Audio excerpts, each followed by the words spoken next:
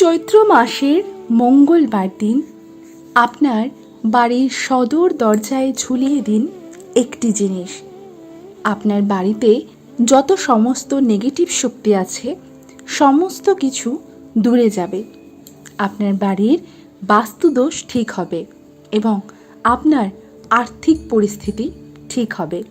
নমস্কার বন্ধুরা, আমি সুমিতা। আমার চ্যানেলে আপনাদের সকলকে অনেক অনেক স্বাগত। আশা করছি আপনারা সকলেই খুব ভালো আছেন এবং ঈশ্বরের কৃপায় সুস্থ আছেন।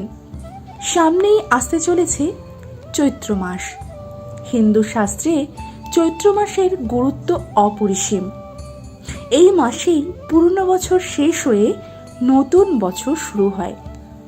তাই এই মাসের মঙ্গলবার দিন আপনারা আপনার বাড়ির সদর দরজায় একটি জিনিস ঝুলিয়ে দিলে আপনার বাড়ির সমস্ত নেগেটিভ শক্তি দূরে যাবে এবং আপনার বাড়িতে পজিটিভ শক্তির আগমন হবে, মা লক্ষ্মীর আগমন হবে।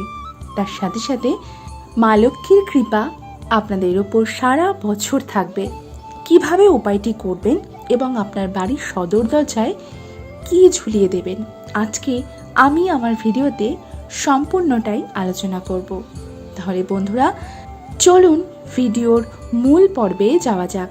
তবে মূল পর্বে যাওয়ার আগে আমার সকল বন্ধুদের কাছে অনুরোধ, সম্পূর্ণ ভিডিওটি দেখবেন।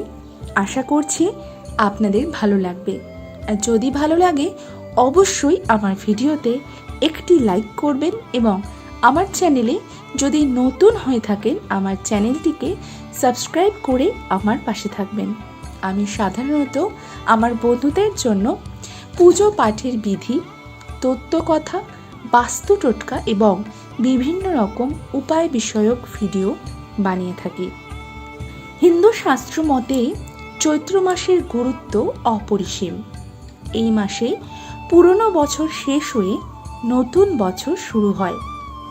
এই সময়ে পুরনো বছরকে পেছনে ফেলে নতুন বছরে নতুন করে সেজে ওঠে প্রকৃতি। হিন্দু শাস্ত্র মতে এই মাসে বহু রীতিনীতি পালন করা হয়, যার মাধ্যমে আমরা জীবন থেকে নানা সমস্যা কাটিয়ে উঠতে পারি।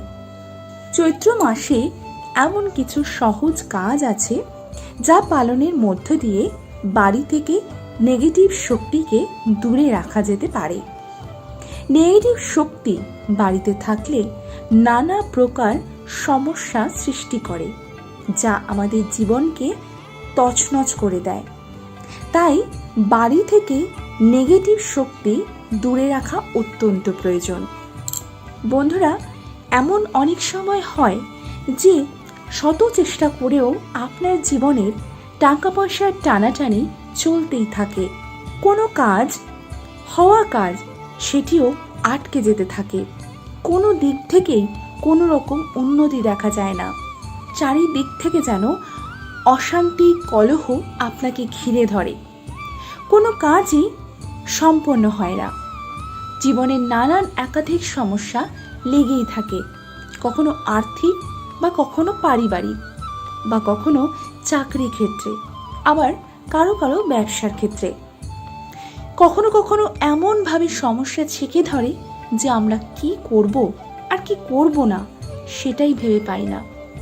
সমস্যা থেকে মুক্তি পাওয়ার উপায় খুঁজে পাই না। তাই আজকে আমি যে উপায়টির কথা বলবো সেই উপায়টি যদি আপনারা করতে পারেন এবং সঠিকভাবে পালন করতে পারেন, তাহলে আপনাদের জীবনের এই সমস্ত সমস্যাগুলির সমাধান হবে। এই সমস্ত সমস্যা হয় কারণ আমাদের যদি বাড়িতে নেগেটিভ শক্তি বেশি হয়। তাই আজকে আমি যে উপায়টি বলবো সেটি আপনার বাড়ির নেগেটিভ শক্তি কমিয়ে আনবে, নেগেটিভ শক্তি দূর করবে এবং পজিটিভ শক্তির আগমন ঘটাবে। তার ফলে আপনার জীবনের সকল সমস্যার সমাধান হবে এবং আপনি আপনার জীবনের সকল জটিলতা থেকে মুক্তি পাবেন। তাই চলুন বন্ধুরা জেনে নিই যে কিভাবে আপনারা এই উপায়টি করবেন। মঙ্গলবার কিন্তু হনুমানজির আরাধনার দিন, তাই মঙ্গলবারে অবশ্যই আপনারা হনুমানজির আরাধনা করবেন। চৈত্র মাসের মঙ্গলবার দিন আপনারা সকাল সকাল ঘুম থেকে উঠবেন। যেদিন আপনারা এই উপায়টি করবেন, বলা হয় ব্রহ্ম মুহূর্তে ঘুম থেকে ওঠা অত্যন্ত শুভ। যদি ব্রহ্ম মুহূর্তে ঘুম থেকে উঠতে না পারেন, তাহলে সেক্ষেত্রে সকাল সকাল ঘুম থেকে উঠবেন। সকালবেলায় ঘুম থেকে উঠে আপনারা বাড়ি ঘরদোর খুব সুন্দর করে পরিষ্কার করবেন এবং নিজেরা স্নান করে শুদ্ধ বস্ত্র ধারণ করবেন। শুদ্ধ বস্ত্র ধারণ করার পর আপনারা ঠাকুর ঘরে গিয়ে আপনার যে আরাধ্য দেবতা সেখানে পুজো করবেন। এবং যেহেতু মঙ্গলবার দিন হনুমানজির বিশেষ আরাধনা করা হয়, তাই এই দিন অবশ্যই হনুমানজির আরাধনা করবেন এবং হনুমানজিকে অবশ্যই লাল ফুল অর্পণ করতে ভুলবেন না। এবং এই মঙ্গলবার আপনারা অবশ্যই লাল বস্ত্র পরিধান করবেন। চৈত্র মাসের মঙ্গলবার লাল বস্ত্র ব্যবহার করা অত্যন্ত শুভ বলে মনে করা হয়। এই মাসে আপনারা মা কালী এবং দেবী দুর্গার আরাধনাও করতে পারেন। এবং পুজো শেষে যদি এই মঙ্গলবার দিন কাউকে লাল বস্ত্র দান করতে পারেন, তাহলে অত্যন্ত শুভ ফল পাবেন। এরপর হনুমানজির আরাধনা করার পর আপনারা একটি নিখুঁত পান নেবেন। পানটি নিখুঁত হতে হবে, পানের উপর যেন কোনো রকম খুঁত না থাকে। এবং পানটি অবশ্যই গঙ্গা জল দিয়ে ধুয়ে শুকনো কাপড় দিয়ে মুছে নেবেন। তারপর পানের উপরে একটু কর্পূর রাখবেন। কর্পূর রেখে পানের উপর রাখবেন। এই পানের উপর রাখবেন 3টি লবঙ্গ এবং 3টি এলাচ। এই এলাচ লবঙ্গ যেন আপনি রান্নাঘর থেকে নেবেন না। এটি যেন কোনো ছোঁয়া না থাকে রান্নাঘরের। আপনারা বাজার থেকে নিয়ে এসে পরিষ্কার এলাচ লবঙ্গ দেবেন। এই লবঙ্গ যেন ফুলযুক্ত হয়, সেদিকে খেয়াল রাখবেন, কোনো রকম যেন ভাঙা না হয়। পানের ওপর 3টে লবঙ্গ, 3টে এলাচ এবং 1 টুকরো কর্পূর দেবেন। এই সমস্ত জিনিসগুলি একটি লাল ফুল দ্বারা আপনারা হনুমানজিকে অর্পণ করবেন মঙ্গলবার দিন সকালবেলা।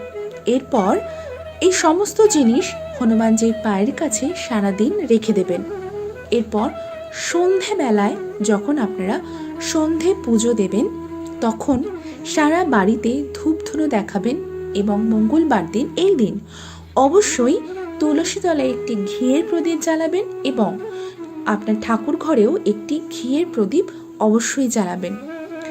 আপনারা সন্ধে পুজো দেওয়ার পরে যে পানটি আপনারা রেখেছিলেন হনুমানজির চরণের কাছে, সেটি সেখান থেকে সংগ্রহ করে নেবেন। করে নেওয়ার পর পান, এলাচ, লবঙ্গ এবং কর্পূরটি এই সমস্ত জিনিস একটি লাল কাপড়ের মধ্যে মুড়ে সেটিকে আপনার বাড়ির যে মুখ্য দরজা আছে সেইখানে ঝুলিয়ে দেবেন একটি লাল সুতো দিয়ে।